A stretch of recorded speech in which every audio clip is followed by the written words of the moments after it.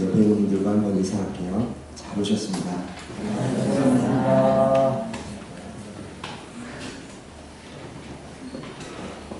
제로비단의 신학 문답서인 웨스트민스터 소요리 문답에 7가지의 문답이 나옵니다.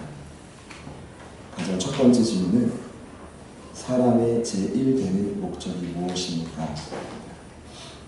그에 따른 답은 사람의 제1되는 목적은 하나님을 영화롭게 하고 영원토록 그분을 즐거워하는 것. 그분을 영화롭게 한다는 것은 우리의 중보자가 되신 예수님을 통해 하나님을 갈망하고 그분을 만나고 그분의 뜻대로 살아내는 것을 뜻합니다. 그러면 영원토록 하나님 때문에 즐겁게 살 수가 있습니다. 그러니 저희 인생 최대의 목적도 간단합니다. 저와 여러분이 이 땅에서, 이 험난한 땅에서 하나님을 얼마나 자주 만나느냐, 그래서 그분을 통해 주시는 참된 기쁨과 소망을 누릴 수 있느냐, 여기에 판가름이 나는 것입니다. 지난 한 주간 저희가 묵상하는 생명의 삶 큐티 본문이 바뀌어졌습니다. 드디어 이사야가 끝나고 시편으로 넘어갔는데, 지난주 목요일 본문이 시편 84편 고라 자손이 지은 시였습니다. 거기에는 이런 내용이 있습니다. 이스라엘 백성들은 1년에 3대 절기, 무교절, 칠칠절, 장막절에 자신의 모든 에너지를 쏟아 시간과 물질을 포기하고 예루살렘 성전에 예배하러 올라가는 순례길을 떠납니다. 그런데 아무리 순례자랄지라도 그 먼 예루살렘에 한번 다녀오려면 최소 수개월의 시간이 걸립니다. 그러니까 이들도 이 오랜 시간을 왔다 갔다 하면서 지치게 되는 거죠. 그때 이들을 독려하기 위해 쓰여진 시가 바로 시편 84편입니다. 거기 4절 5절에 이런 말씀이 있습니다. 주의 집에 사는 자는 복이 있나니 그들이 항상 주를 찬송하리이다. 주께 힘을 얻고 그 마음에 시온의 대로가 있는 자는 복이 있나이다. 여러분, 아무리 힘들고 지쳐도 예루살렘 성전에 가서 예배를 드리면 복이 임하는데, 그 복이 다른 복이 아니라 하나님이 저와 여러분의 마음에 찾아오시는 그 시온의 대로가 활짝 열려서 모든 장애물이 치워져서 이 땅을 살아갈 힘을 얻게 된다는 것입니다. 이게 얼마나 좋았는지 그 고라 자손이 이렇게 고백합니다. 84편 10절에 주의 궁정에서의 한날이 다른 곳에서의 첫날보다 나은지, 악인의 장막에 사는 것보다 내 하나님의 성전 문지기를 잇는 것이 좋사옵니다. 그럼 저는 언제든 환영합니다. 저희 성전 문지기로 저와 함께 있을 분, 여기였더라. 그죠? 같이 아멘 하시죠. 아멘. 네. 여러분이 순례자의 각오로 여기에 오신 거 잘 압니다. 그런데 이 짧은 시간 하나님을 만나고 돌아가지 못하면 이 땅을 살아갈 힘이 없습니다. 여러분, 열심히 살아서 내가 열심히 돈을 벌어서 이 땅을 살아가는 힘이 아닙니다. 이 땅을 살아가는 궁극적인 힘은 과거나 현재나 하나님을 만남에 있습니다. 오늘 이곳에 있는 저와 여러분 모두에게 그 은혜가 회복되기를 소망합니다. 저희들은 지난 2번의 예배인 요한복음에 기록된 4번째 표적이라는 사건을 통해 하나님의 은혜를 나누었습니다. 첫 번째는 오병이어의 표적이었고, 두 번째는 예수님이 모든 풍랑을 잠잠케 하셨던 사건이었습니다. 이 2가지 사건을 바라봤을 때 무엇보다 예수님은 특별히 그분과 함께 하셨던 12명의 제자들을 테스트하셨습니다. 그 목적은 그들을 시험해서 그들의 믿음을 성장시켜야겠다는 확실한 계획이 그분 안에 있었기 때문입니다. 먼저 이 빈들에서 5,000명의 장족을 포함한 수많은 자들을 먹이실 때 이 머리가 빠른 제자들이 그들을 보내 먹을 걸 얻어오라고 하니까 예수님이 제자들에게 이렇게 말씀하셨죠. 갈 것 없다. 너희가 먹을 것을 직접 줘라. 황당한 말씀이었지만 이 말씀 앞에 12명의 제자 중 유일하게 순종한 안드레, 그리고 자신의 모든 음식을 드린 그 한 어린아이의 헌신으로 인하여 예수님의 기적을 성사가 됩니다. 그 기적에 이어서 이 사건의 직후에 예수님은 12명의 제자들을 즉시 재촉해서 배를 태워 건너편의 가버나움으로 보내는데, 이 모습이 얼마나 즉시 재촉했냐 하면 오늘 말씀을 보니 수많은 무리들이 예수님이 재촉해서 보내는 것을 봤단 말이죠. 그리고 그들이 배를 타고 가버나움으로 가던 중에 예수님이 아마 기도하셨겠죠. 의도적으로 자연을 움직여서 바람과 파도를 일으켜 그 제자들을 공경에 빠뜨립니다. 그 증거가 요한복음 6장 17절을 보면 이런 말씀이 있죠. 이미 어두웠고 예수는 아직 그들에게 오시지 않았다. 다시 한번요. 이미 어두웠고 예수는 아직 그들에게 오지 않았다. 이미 아직. 지금 약간 좀 모진 데가 있으신데, 그분은 마음만 먹으시면 얼마든지 저와 여러분의 상황을 코너로 몰아붙일 수 있습니다. 그 사건을 통해, 의도적인 연출을 통해 그들의 믿음을 변화시키기를 원하시기 때문입니다. 그러면 이때 강력한 파도를 동반한 바람이 그들에게 막 불어올 때, 제가 이번에 저희 그 카페에 저희 칼럼 댓글을 보고 확인했는데, 안수 집사님이셨던 것 같아요. 그 말씀이 맞는 것 같아요. 여러분, 이들은 웬만한 파도에 겁을 먹지 않는 베테랑 어부들입니다. 이해되시죠? 그러니까 어느 정도 딱 보면 이 바람이 이 정도 불다가 말겠거나 그러면서 이제 나름 자기의 재량껏 열심히 노를 저었는데, 그 열심히 노를 저은 거리가 얼마큼이냐면 10리입니다. 정확히 10리. 자신의 능력으로 갈 수 있는 최단 거리가 10리였다는 거죠. 4에서 5km. 그럼 그 이상은요? 인간의 힘으로 극복하지 못합니다. 그 자연의 재앙 앞에 그들은 벌벌 떨면서 노를 내려놓고 이제 죽겠거니 그렇게 남아있죠. 그때 동일한 사건을 기록한 마태가 그 시간을 사경이라고 소개하고 있죠. 같이 한번 따라합시다. 사경. 이건 뭐 사경을 헤맨다 이 뜻이 아니라 그리스 문화의 시간 관점으로 봤을 때 새벽 4시부터 해가 뜰 때까지. 그러니까 이 땅의 흑암이 가장 깊을 때가 언제냐면 그 사경. 새벽 4시가 되자 예수님이 기가 막히게 드라마처럼 무리를 걸어서 제자들에게 나타났단 말이죠. 그 제자들이 너무 놀라가지고 이 귀신이다. 너무나 놀라운 사실은 예수님이 그 배에 타시자마자 바람과 파도가 또 그쳤다. 할렐루야. 그리고 원래 그들이 가려던 그 목적지인 가버나움까지 그들이 안전하게 도착을 했더라는 것입니다. 사랑하는 여러분, 저는 지난 시간에 우리 예수님이 저와 여러분의 삶의 유일한 구주가 되신다고 명확히 그 본문 말씀을 통해 말씀드렸습니다. 여러분, 구주가 어떤 뜻입니까? 영어로 보면 savior인데 단순히 물에 빠진 자를 건진다는 뜻이 아닙니다. 지난 말씀과 구주라는 원 의미를 보면 또 다른 비밀이 숨겨져 있다고 말씀드렸습니다. 그 비밀이 뭡니까? 구주라는 의미는 영적인 장수라는 뜻이 있습니다. 사실 예수님은 물에 빠진 저희들을 배에 태워줄 뿐 아니라 보이지 않는 수많은 자연의 악재로부터, 보이지 않는 사단의 수많은 단계와 풍랑으로부터 저와 여러분을 지켜줄 수 있는 유일한 보호자가 되십니다. 이 사실을 믿으시는 분들만 아멘 해보시죠. 그런데 그것으로 끝나지 않습니다. 구주라는 뜻, 그리스 원문으로 소조라는 뜻은 단순히 그 사람을 배에 태우고 보호해 줄 뿐 아니라 배에 태웠다면 이제 어떻게 해야 됩니까? 목적지까지 가야 됩니다.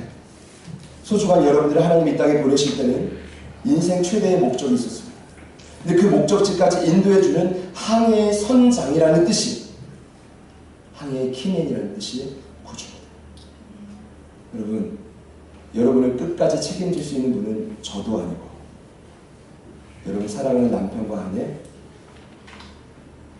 자식도 아니고 우리 예수님 한 분이십니다. 그 사실을 인정하지 못하신다면 어떤 현상이 자꾸 벌어집니까? 자꾸 하나님이 저희들 파도로 내모시는 거예요. 깨달으라. 근데 그것을 지혜롭게 빨리 인정하고 주께로 돌이키는 자에게 이 땅의 삶이 예수의 구주 되신 예수님과 함께 능력 있게 살아가는 삶이 될 수 있다는 것이죠. 그것을 제자들에게 깨닫게 하기 위해 지난 시간이 있었던 것입니다. 저는요, 이 말씀을 준비하면서 먼저 저와 여러분의 유일한 구주가 되신 그 예수님을 찬양합니다. 그 예수님께 영광을 올려드립니다. 우리 예수님 얼마나 힘드셨을까? 오늘 여기까지 여러분들을, 죄송해요, 저를 참고 인도하신다. 그 예수님께 감사하시기를 부탁드립니다. 한 번만 더 나에게 한번 축복해 봅시다. 예수님, 나 때문에 고생 많으셨습니다. 조상 덕이 아닙니다. 예수님이죠. 오늘 본문은 바로 이 두 사건 이후에 진행되었던 일을 소개하고 있습니다.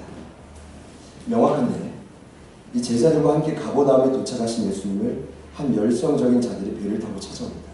24절을 보면 그냥 단수로 배가 아니라 배에 들을 탔다고 합니다. 그 기록을 자세히 보니 그 수가 아마도 꽤나 많았을 것이라고 추측됩니다. 그런데 그들은 다름 아닌 누구였냐면 오병이어의 기적을 빈들에서 맛보았던 유대인들이었습니다. 성경은 오늘 의도적으로 그 무리들을, 죄송해요, 그 사람들을 무리라고 소개합니다. 21절, 24절을 보면 오늘 배들을 타고 찾아온 그들을 무리들이라고 하는데, 발음이 좀 잘 나요. 성경을 보면 참 재밌어요. 어떨 때는 성도라고, 어떨 때는 유대인이라고 하고, 어떨 때는 하나님의 자녀라고 하고, 어떨 때는 이스라엘 백성이라고 하는데 왜 굳이 무리라고 했을까요? 근데 여러분, 지금 저와 여러분이 읽고 있는 이 요한복음은 특별히 요한이 그의 복음서를 기록할 때 무리와 제자들을 명확하게 구분짓습니다. 잘 들어보십시오. 제가 제자의 의미는 너무 많이 말씀드렸습니다. 무리는 오늘날 적용해보자면 죄송하지만 믿지 않는 세상 사람들이 아닙니다. 무리란 이미 예수를 믿고 구원을 맛보았지만, 그래서 공동체 안에 소속은 되었지만 여전히 자신의 뜻대로 자신의 만족과 유익을 위해 살아가는 성도들을 우리는 무리라고 말합니다. 여러분, 한 번만 질문할게요. 여러분은 무리입니까? 제자입니까? 그렇다면 우리 예수님은 이런 무리들에게는 관심이 없었을까요? 전혀 그렇지 않습니다. 그분의 공생 사역을 자세히 보면 제자들과 함께하며 그들을 철저히 훈련했지만 여전히 그분의 관심은 방황하는 저 수많은 무리들, 그러니까 예수님께로 가까이 가고 싶지만 약간 선을 긋고 갈팡질팡하며 자기 멋대로 살아가다가 또 괴로워하며 왔다가 올 것처럼 하다가 또 도망가고, 마치 예배를 드리고 은혜를 받고 결단했지만 문을 열고 집에 가면 또다시 버젓이 무너집니다. 그들을 너무나 긍휼히 여기셔서 우리 예수님은 끝없이 수많은 무리들에게 기회를 주셨습니다. 그래서 그들에게도 말씀을 해주시고 그들이 믿음이 성장할 수 있도록 기회를 지속적으로 주셨다는 것입니다. 왜냐? 그들도 하나님의 변함없는 존귀한 자녀이기 때문이죠. 믿으십니까? 네. 오늘 이 시간에 난 무리였는데 포기했나? 이런 거 없습니다. 예수님은 여전히 저와 여러분 모두를 사랑하십니다. 그리고 그 무리들도요, 믿음이 좀 성장하기를 원하십니다. 늘 그만 살다가 이리 치이고 저리 치이다가 죽는 것을 원치 않으세요. 어찌 성경에 이제 예수 믿었으니 천국만 와도 된다 이런 구절이 한 군데도 없습니다. 예수 믿었으니 믿음이 성장하다가 이 땅에서도 천국을 누리다가 오라고 하죠. 이게 복음의 진리 아닙니까? 이게 복음의 확실한 진리 아닙니까? 그러면 건강한 교회란 무리가 없는 교회가 아니라 무리가 많은데 이 무리가 자신의 연약함을 깨닫고 제자로 변화되는 모습들이 많이 나타나는 교회가 우리 제자들 교회. 이 길을 소망합니다. 제가 여러분들에게 젊은 사람이야, 아주 그냥 호기 있게, 아주 끈질기네 이러시지 마시고 여러분들을 행복한 삶으로 인도하는 게 제 사명입니다. 제 직업이고. 근데 이거를 이제 나중에 자꾸 듣다가 화가 나셔서 내려놓으라 하시면 화가 그렇지 못할 것 같지만 고민해보겠습니다. 그분이 나가든지 제가 나가 둘 중 한 분 나가겠죠. 그 가끔 컨디션이 좋은 성도분들이 저한테 끝까지 자기를 설득해달라.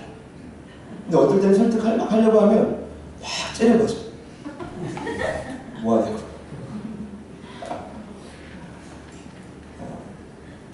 이제까지 다 진심이었습니다. 오늘 본문에도 가버나움까지 찾아온 그 무리들을 위해 아주 중요한 그래서 믿음의 도를 가르쳐 주십니다. 같이 한번 따라해 봅시다. 믿음의 도. 간혹 오늘 이 말씀을 들으면서 또 믿음이야? 나 믿음 이미 있는데 왜 또 믿음이야? 그 기본적인 건 난 이미 아는데 또 믿음이야? 이런 분들이 있을 거라고 어제 성령 확신해 주셨어요. 미리 제가 반대 의견을 처단하는 건데 잘 들어보세요. 여러분 믿음 있죠. 그리고 구원까지 받으셨고 제가 그거 인정합니다.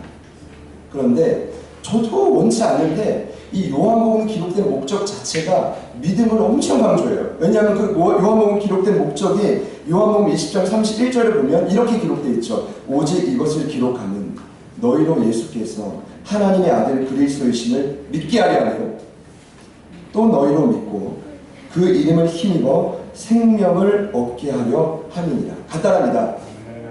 예수가 여러분의 삶의 그리스도, 진정 여러분의 삶의 왕임을 인정하는 인생에는, 믿는 인생에는 놀라운 생명이 이 땅에서도 누려지기 시작합니다. 그런데 그 핵심이 바로 뭐냐면 그 문을 여는 키가 바로 뭐냐면 믿음이라는 거죠. 저도 이거 자꾸 반복하고 싶지 않아요. 근데 오늘이 요한복음 6장 22절부터가 제가 강의 설교를 하니까 저도 원하지 않지만 순서가 그렇게 됐단 말이죠. 오늘 20번째, 딱 마침 20번째 이 설교가 믿음의 도를 강조하고 있단 말이죠. 부디 원하는 바가 있다면 오늘 이 말씀을 전하면서 저는 이런 전제가 있습니다. 여러분 물론 믿음이 있으시지만 이미 구원받고 하나님의 자녀로 많은 경험도 있으시겠지만 죄송하지만 다시 오늘 이 말씀을 우리 공동체가 이 말씀을 들어야 된다면 이런 전제가 있습니다. 현재 우리의 믿음이 고장났을 수 있다. 그리고 그 믿음이 고장나면 즉각 일어나는 현상이 삶의 평안이 사라지고 기쁨과 소망이 사라지고 자꾸 싸우고 싶죠. 한번 붙어봐라. 내가 널 가만 안 두겠다. 믿음이 없다는 사인입니다. 그러면 그 위기를 어떻게 극복할까요? 돈이 더 생긴다고? 사람과 관계가 좋아진다고? 그렇지 않습니다. 믿음이 성장해요. 지금 우리에게 찾아온 이 문제의 한계를 뛰어넘으려면 내가 변화되어줘야 됩니다. 나의 믿음이 성장을 해야 됩니다. 자, 그런 관점에서 오늘 예수님께서 자기를 끝까지 찾아온 이 무리들에게 믿음의 도를 첫 번째로 가르쳐 주십니다. 22절부터 29절을 보면 이렇게 말씀하시죠. 일단 우리 예수님은 참 멋있어요. 겉모습에 속지 않아요. 딱 무리들을 열심히 배를 저어서 왔을 거 아닙니까? 야, 수고했다. 이런 말씀 없어요. 딱 보자마자 그들의 중심을 꿰뚫습니다. 이렇게 말하죠. 너희들이 오늘 나를 찾아온 이유는 표적을 보았기 때문이 아니다. 여러분 표적은 제가 뭐라고 했죠? 일반 미라클이 아니라 사인이라고 하는데 일반 초월적인 사건 이면에 하나님의 계획과 뜻이 숨겨진 기적을 표적으로 말합니다. 그러니까 오늘 그들이 예수님을 찾아온 이유는 단순해요. 떡을 먹고 배가 불렀어요. 너무 신기해서 찾아온 거죠. 이 말은 어떤 걸 분명하게 가르쳐 주냐면 그들은 오병이어라는 엄청난 표적을 통해 전혀 하나님을 경험하지 못했다. 결국 오병이어는 제자들을 훈련하기 위한 방법이었습니다. 그들은 오병이어라는 사건을 통해 전혀 하나님의 뜻을 발견하지 못했습니다. 그냥 단순한 기적. 와 좋다. 이게 너무 좋으니까 예수님 표현에는 더 솔직해요. 너희들이 돈 주고 사 먹지 않았으니까 더 줘. 이 말이 뭐냐면 돈을 주고 그걸 먹었으면 어느 정도 그래도 좀 아까워라도 할 텐데 전혀 공짜로 배부르게 먹었단 말이죠. 이 기적이 그들의 완전 이 정신 상태를 사로잡을 정도로 너무 위대한 기적이었어요. 왜냐하면 들어보십시오. 저는 충분히 이해가 되는데 지금 그 당시 유대인들은 세계 최대 강국이었던 로마의 압조 속에 너무나 고단한 삶을 살았어요. 그리고 또 하나 더불어 극도의 가난과 궁핍에 허덕인 채 덩어리 됐죠. 그 당시 역사가 요세푸스에 의하면 85% 이상이 대부분이죠. 하루에 한 끼도 제대로 먹지를 못했다. 그러니까 죄송해요 여러분. 저와 여러분이 현재 겪고 있는 경제적인 궁핍과 아픔은 죄송하지만 2000년 전에 유대인들과는 비교돼서다. 그들은 지금 학원을 못 보내서 후식을 못 먹어서 고기를 못 먹어서 죄송하지만 이런 문제가 아니에요. 여행을 못 가서 이런 문제가 전혀 아니라 하루를 뭘 먹고 사나? 이 문제인 거죠. 지금 제 말이 다 이해가 되시죠? 네. 되시죠? 네. 그럼에도 불구하고 야 나도 지금 힘들어. 그러면 어쩔 수 없어. 동일한 내가 계속 이것도 어제 성령님이 가르쳐 주셨어. 분명히 얘기를 해도 분명히 마음속에 아니야 내가 제일 힘들어 이런 분이 꼭 있대요. 그럼 어쩌겠어요. 제가 어쩌겠어요. 그런데 그분은 확신한 건 그분들은 훨씬 더 저희들보다 비교할 수 없을 정도로 상상할 수 없을 정도의 심각한 고난에 처해 있었다. 이런 분들이 예수님을 만나서 황홀하게 공짜로 배불리 먹었다. 그 음식이 12광짜리 채우는 거 봤어요. 그거를 남은 자들이 십시일반 싸우면서 가져가겠죠. 그러니 그들을 예수님께 열광하고 예수님이 이 땅의 왕으로 초대하고 싶었던 거죠. 그 당시 유대인들이 기다렸던 메시아는 오늘날을 따지면 철저히 경제 대통령. 나에게 살 길을 내려주지 않으면 아무도 왕이 될 수 없다 이런 것이죠. 예수를 보니까 그럴 것 같고.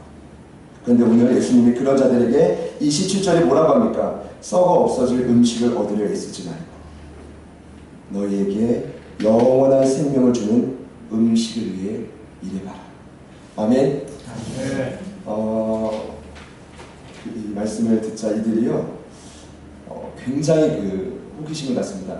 도대체 썩어 없어질 음식이 아니라 한 번 먹으면 영원한 생명, 영원히 버티는 그 에너지 발은 뭘까? 나 그거 준다면 내가 모든 걸 다 바쳐서 하나님의 일을 하겠다. 이게 이들의 반응입니다. 근데 그때 예수님이 사실은 좀 황당하게 이렇게 말하죠. 짜잔 하면서 새로운 음식을 준 게 아니라 한 번 먹으면 영원히 마르지 않는 음식을 준 게 아니라 갑자기 이렇게 말씀하십니다.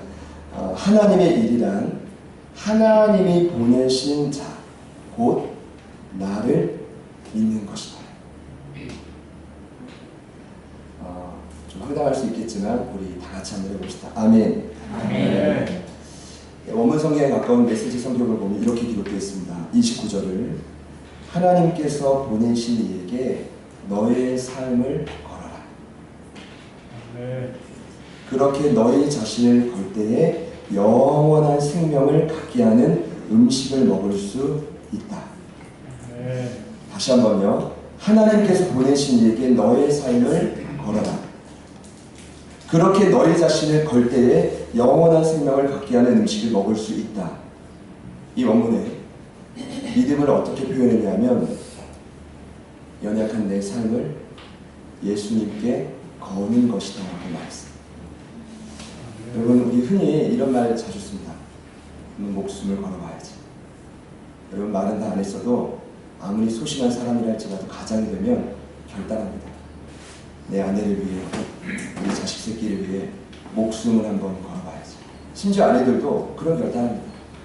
내 불쌍한 자녀들을 위해 나보다 더 잘해줘야지. 그러니 한번 목숨을 한번 걸어봐야지. 그러다가 아내와 남편에 대해 실망하면 이제는 너희들밖에 없다. 자식들 내가 너희의 눈을 부릅뜨고 목숨을 한번 걸어볼게. 이러다가 자신들이 배신하면 그제서야 난 누구에게 목숨을 거나. 여러분 목숨 거는 건 사람에게 거는 것이 아닙니다. 살아계신 예수님께 거는 것이죠. 여기서 가르쳐주고 있는 믿음이 그것입니다. 지금 예수님이 그들이 영원한 생명을 얻는 음식을 먹기 위해 한 가지 요구합니다. 믿어야 되는데, 나를 믿어야 되는데, 그 믿는 게 바로 뭐냐 하면 이제 좀 죄송해요. 간 보지 말고 재 보지 말고 우리가 필요할 때만 예수 찾지 말고 좀 구하는 게 있을 때만 예수님께 나와 무릎 꿇지 말고 네 모든 인생을 나에게 한번 걸어봐.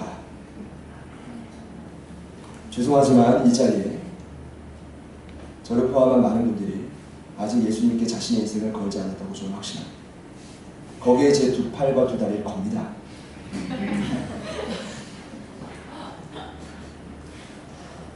주님 앞에 여러분의 인생을 한번 걸어보십시오. 근데 이 믿음이라는 게 얼마나 중요한지 오늘 뒤에 나오는 말씀을 통해 재차 설명을 해주시는데, 일단은 이 답변을 들은 이 유대인들 무리들은요 너무 황당해요. 음식을 달라고 했더니 자기한테 목숨을 걸래요. 그런데 이 젊은 선생님이 너무 당당해요. 확신에 차 있단 말이죠. 그런데 더 놀라운 건 그 말씀을 듣는데 자신 안에 있는 이제까지 주님 앞에 내 인생을 걸지 못했던 이 갈등했던 막 영적인 모습들이 막 다 드러나는 거예요. 괴롭고 추워. 어떻게 해야 되지? 그러니까 이들이 생각을 하다가 여전히 주님을 신뢰하고 싶지 않으니까 아직 어떻게 답변하냐면 참 애매한 말로 비껴가는데, 이게 사람이에요. 나름 합리화하고 핑계대는데, 아니 광야의 역사를 뒷먹이면서 이렇게 말해요. 아니 내가 당신에게 목숨을 걸 정도면 당신, 우리 어르신들이, 조상들이 광야에서 모세를 통해 그 힘든 광야 시절 때 만나를 40년 동안 경험했던 것처럼 좀 그런 납득할 만한, 좀 뭔가 그냥 이해할 만한, 우리가 좀 당신에게 목숨을 걸 정도로 설득될 만한 표적을 좀 나에게 보여주십시오. 보여주십시오라고 공손하게 말하지 않았겠죠. 한번 보여줘봐. 제 말이 틀려요? 맞아요? 맞겠죠. 내가 목숨 걸 테니까 당장 내 눈앞에 좀 기적을 한번 좀 보여줘봐. 오병이 한 3번만 더 해봐. 10번 해가지고 그 음식 남으면 내가 잘 보관해놨다가 그거 떨어질 때까지 너 한번 따라가 볼게. 지금 요런 시츄에이션 아닙니까? 이때 예수님이 광야에 있었던 만나의 표적을 제대로 설명해 줍니다. 무리들아, 그 광야의 표적인 만나의 주인공은 사람인 모세가 아니야. 왜냐하면 유대인들에게는 모세는 왕과 같은 존재, 신과 같은 존재죠. 너무 훌륭한 분이에요. 사실 그 만나를 주신 분은 여러분 누구십니까? 하나님이시죠. 그 표적의 주인공은 모세가 아니라, 사람이 아니라 그 만나를 허락하신 하나님이고, 그리고 하나님이 내려주신, 하늘에서 내려주신 그 희고 꿀 같은 과자, 만나가 주인공입니다. 여러분 한번 생각해 보십시오. 저희가 지금 수천 년 광야로 돌아갔습니다. 그 사막에 너무 배고픈데 갑자기 하나님이 하늘에서 흰 물체를 막 내려줬어요. 자, 그 모세가 외칩니다. 여러분, 이것이 우리가 먹을 만나입니다. 그때 사람들이 이렇게 답변했죠. 이게 뭐지? 또는 우와, 저 하늘에서 내려온 이게 뭐지? 자, 질문입니다. 전자, 이게 뭐지? 우리 배고파 죽었는데 그냥 보이는 이 고기도 아니라 저 하늘에서 떨어지는 저거 뭐야? 쓰레기야? 아니면 두 번째, 우와, 이게 뭐지? 저 하늘에서 내려온 이게 뭐지? 자, 전자일까요? 후자일까요? 전자요? 마음이 강팍하시구나. 후자겠죠. 듣도 보다 못한 음식이 막 떨어지는데 이게 뭐지? 그래서 만나의 의미가 이것이 무엇이냐. 한마디로 만나는 곧 이 땅에 오셔서 우리에게 자신의 몸을 찢어주신 예수님의 예표라는 거죠. 이 사실을 오늘 그 무리들 앞에 예수님이 말씀하십니다. 너희들 그토록 기다렸던 만나, 40년 동안 너희들 광야 생활을 지켜줬던 그 은혜, 내가 그 은혜의 장로입니다. 내가 바로 신식 만나, 업그레이드 만나, 너희들과 앞으로 영원토록 함께 해줄 그 은혜의 표식이 바로, 영원의 생명의 떡이 바로, 유일한 생명을 줄 수 있는 떡이 바로 나야. 네. 이 사실을 듣자 그때부터 이제 이 무리들이 정신이 가득 돌아가. 그렇다면 그 생명의 떡을 우리에게도 주십시오. 할렐루야. 네. 그때 예수님이 이렇게 말씀하시죠. 우리 같이 한번 오늘 마지막으로 35절 말씀을 같이 한번 더 읽어보시겠습니다. 함께 있습니다. 시작. 예수께서 이르시되 나는 생명의 떡이니 내게 오는 자는 결코 주이지 아니할 터이요 나를 믿는 자는 영원히 목마르지 아니하리라. 아멘. 여러분, 오늘 이 말씀 앞에 믿음의 비밀이 또 하나 숨겨져 있습니다. 예수님을 믿으면 어떻게 된다고 되어 있죠? 결코 줄이지 않고 영원히 목마르지 않는데, 예수님을 믿는 것은 오늘 예수님의 표현이 하면 내게 오는 것이다. 멀리 떠나갔던 너희들이 내게 오는 것이다. 원문을 보면 내게 온다라는 의미가 이렇게 해석되어 있습니다. 나의 편에 확실히 서요. 그리고 옛날에 저희 초등학교 시절에 짝꿍도 잘 바뀌지도 않아요.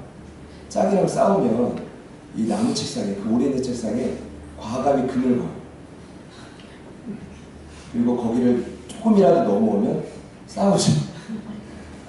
그래서 이제 지우개를 조금 넘기면 그걸 막 잘라내요. 죽여보겠다고 하면 잘라내요. 그게 뭐라고. 그것 때문에 발로 차고 뭐 하고. 저희가 그런 마음을 주시는데, 내가 이제까지 예수님 열심히 믿었는데 하나님 나한테 뭘 해줬습니까? 그러니까 하나님 앞에 선을 긋은 거예요.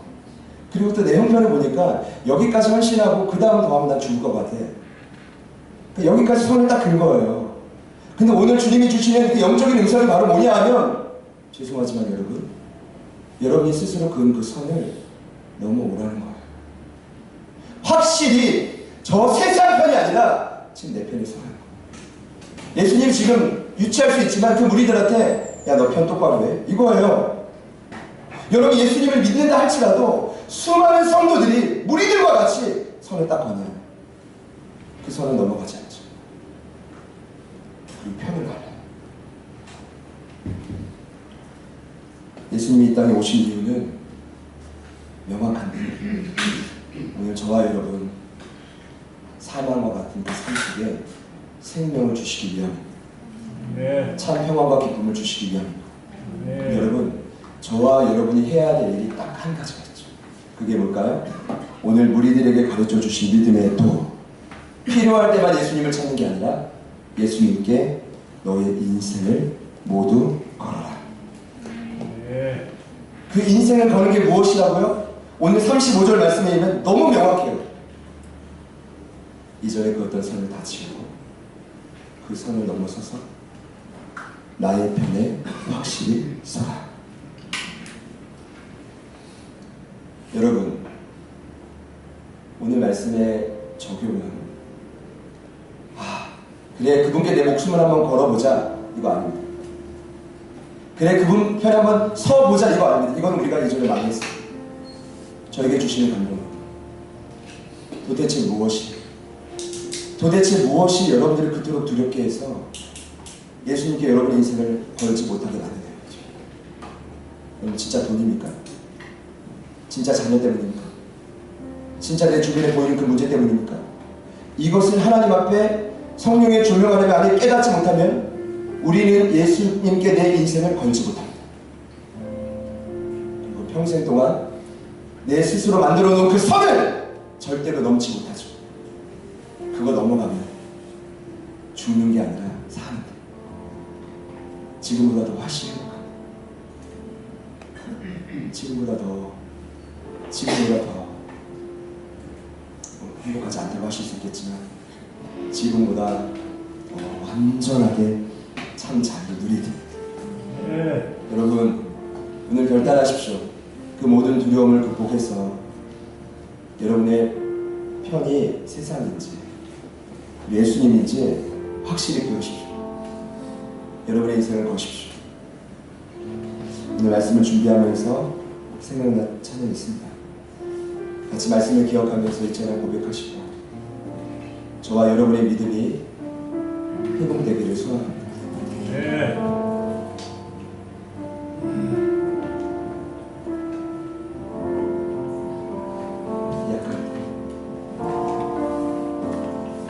약할 때 가만 되시네 나의 고백한 되신 주 나의 모든 것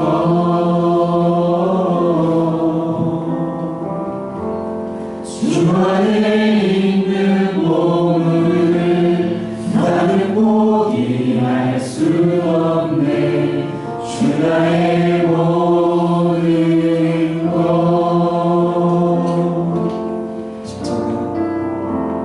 십자가 되사하셨네 주님의 이름 찬양해 주 나의 모든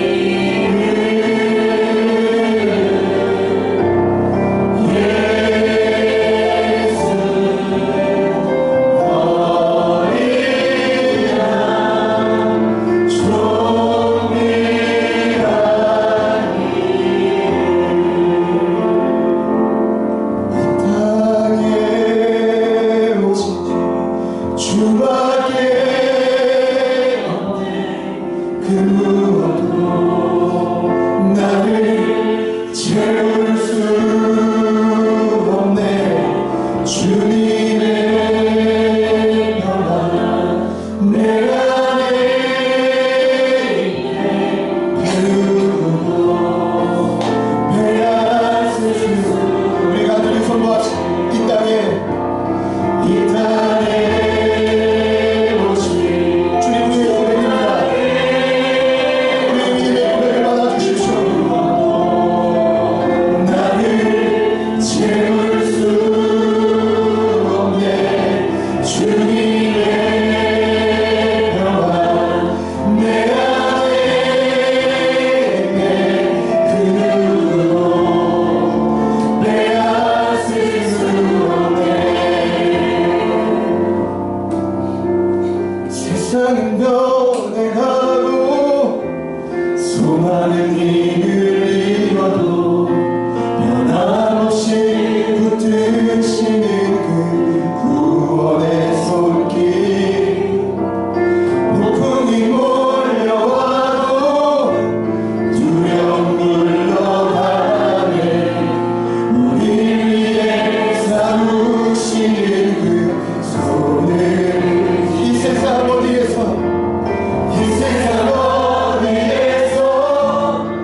변화를 찾을 수 있나. 목숨까지 내어주신 그 깊은 사랑을 우리가 바래왔고 꿈꾸어왔던 미래가 그 한없는 사랑 안에서 열리고 있네. 함께 고백하시. 이 땅에 오직 주밖에 없네. 그 무엇도 나를 채울 수 없네. 주님의 평안 내 안에 있네. 그 누구도 빼앗을 수. 우리 마지막으로 고백하시. 이 땅에 오직 주밖에 없네. 그 무엇도 나를 채울 수 없네. 주님의 사랑 내 안에 있네. 그 누구도 빼앗을 수 없네. 여러분에게 추천합니다. 혹여나 이 자리에 주님 앞에 손을 긋고 내 인생을 걸고 싶었지만 걸지 않았다. 주님 편에 확실히 서고 싶었지만 서지 못했던, 그래서 늘 갈등하다가 스스로를 그저 연약한 자라 치부해버렸던 자들이 있습니다. 혹여나 그런 분들이 있다면 오늘 이 시간은 결단하십시오. 주님 내 인생을 주님께 온전히 겁니다. 그리고 내가 이제는 그 선을 넘어서서 그 모든 두려움을 주님께 다 맡기고 주님 편에 확실히 서겠습니다. 이 결단하고자 하시는 분들이 있다면 두 손을 가슴에 모아보시겠습니다. 그리고 모든 풍파로부터 우리를 유일하게 지켜줄 구주 되신 예수님께, 영원한 생명의 떡이 되신 그 예수님께, 지금도 우리와 함께 하시는 만나 되시는 그 예수님께 이 시간 간절히 구할게. 주님, 우리의 고백을 받아주십시오. 우리의 고백을 받아주십시오. 우리의 고상한 믿음을 고쳐주십시오. 우리도 함께 결단하며 우리가 간절히 한번 기도하겠습니다. 함께 기도합니다. 주여,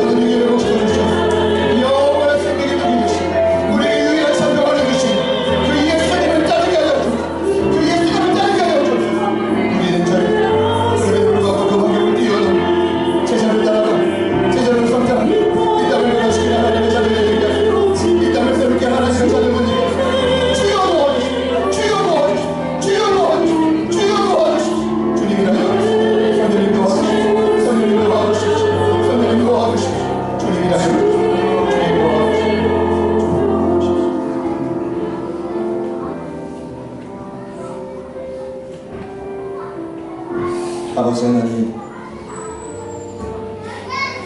그 어느 때보다 지금 저희들의 삶을 주목하시고 그리고 훈련시켜 가고 계시는 것입니다.